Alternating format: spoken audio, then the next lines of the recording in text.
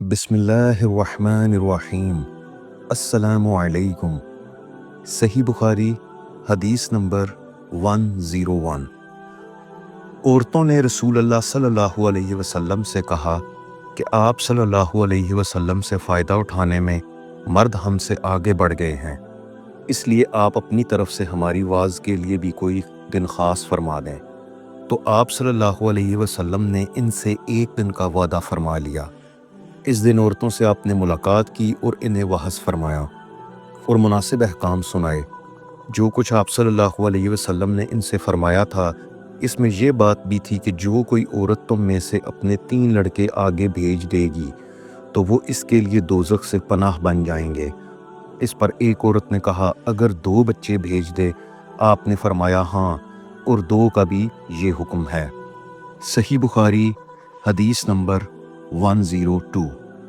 انہوں نے فرمایا کہ ایسے 3 بچے جو ابھی بلوغت کو نہ پہنچے ہوں۔ صحیح بخاری حدیث نمبر 103۔ رسول اللہ صلی اللہ علیہ وسلم کی بیوی حضرت عائشہ رضی اللہ عنہما جب کوئی ایسی باتیں سنتیں جس کو سمجھ نہ پاتیں تو دوبارہ اس کو معلوم کرتیں تاکہ سمجھ لیں۔ چنانچہ ایک مرتبہ نبی کریم صلی اللہ علیہ وسلم نے فرمایا کہ جس سے حساب لیا گیا اسے عذاب کیا جائے گا۔ حضرت عائشہ رضی اللہ عنہما فرماتی ہیں کہ یہ سن کر میں نے کہا کہ کیا اللہ نے یہ نہیں فرمایا کہ عنقریب اس سے آسان حساب لیا جائے گا؟ رسول اللہ صلی اللہ علیہ وسلم نے فرمایا کہ یہ صرف اللہ کے دربار میں پیشی کا ذکر ہے، لیکن جس کے حساب میں جانچ پڑتال کی گئی سمجھو وہ غارت ہو گیا۔ صحیح بخاری حدیث نمبر 104۔ انہوں نے عمرو بن سعید والی مدینہ سے جب وہ مکہ میں ابن زبیر سے لڑنے کے لیے فوجیں بھیج رہے تھے کہا کہ اے امیر، مجھے آپ اجازت دیں تو میں وہ حدیث آپ سے بیان کر دوں جو رسول اللہ صلی اللہ علیہ وسلم نے فتح مکہ کے دوسرے دن ارشاد فرمائی تھی۔ اس حدیث کو میرے دونوں کانوں نے سنا اور میرے دل نے اسے یاد رکھا ہے، اور جب رسول اللہ صلی اللہ علیہ وسلم یہ حدیث فرما رہے تھے تو میری آنکھیں آپ صلی اللہ علیہ وسلم کو دیکھ رہی تھیں۔ آپ صلی اللہ علیہ وسلم نے پہلے اللہ کی حمد و ثنا بیان کی، پھر فرمایا کہ مکہ کو اللہ نے حرام کیا ہے، آدمیوں نے حرام نہیں کیا۔ تو سن لو کہ کسی شخص کے لیے جو اللہ پر اور یوم آخرت پر ایمان رکھتا ہو جائز نہیں کہ مکہ میں خون ریزی کرے یا اس کا کوئی پیڑ کاٹے۔ پھر اگر کوئی اللہ کے رسول کے لڑنے کی وجہ سے اس کا جواز نکالے تو اس سے کہہ دو اللہ نے اپنے رسول صلی اللہ علیہ وسلم کے لیے اجازت دی تھی، تمہارے لیے نہیں دی، اور مجھے بھی دن کے کچھ لمحوں کے لیے اجازت ملی تھی۔ آج اس کی حرمت لوٹ آئی جیسے کل تھی، اور حاضر غائب کو یہ بات پہنچا دے۔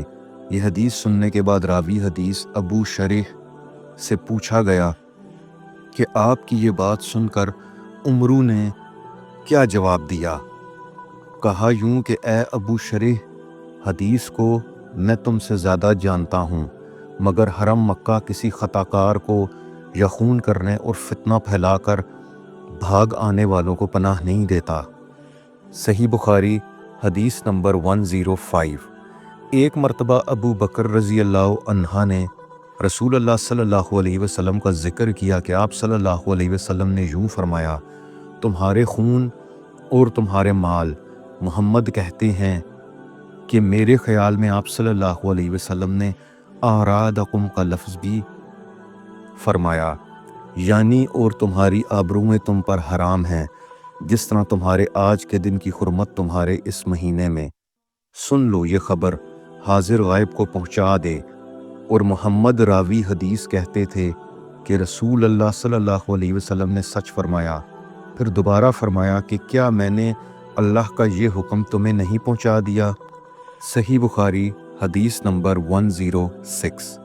میں نے حضرت علی رضی اللہ عنہ کو یہ فرماتے ہوئے سنا کہ رسول اللہ صلی اللہ علیہ وسلم نے فرمایا کہ مجھ پر جھوٹ مت بولو، کیونکہ جو مجھ پر جھوٹ باندھے وہ دوزخ میں داخل ہو۔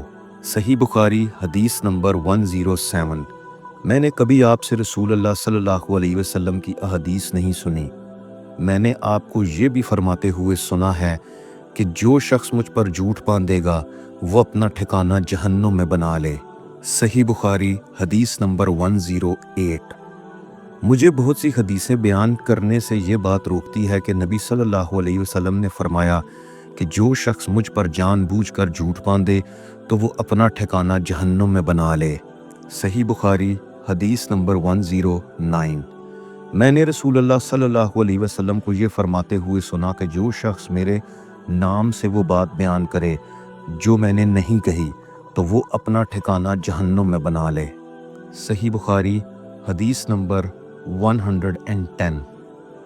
وہ رسول اللہ صلی اللہ علیہ وسلم سے کہ اپنی اولاد کا میرے نام کے اوپر نام رکھو مگر میری کنیت اختیار نہ کرو، اور جس شخص نے مجھے خواب میں دیکھا تو بلا شبہ اس نے مجھے دیکھا، کیونکہ شیطان میری صورت میں نہیں آ سکتا، اور جو شخص مجھ پر جان بوجھ کر جھوٹ بولے وہ دوزخ میں اپنا ٹھکانہ تلاش کرے۔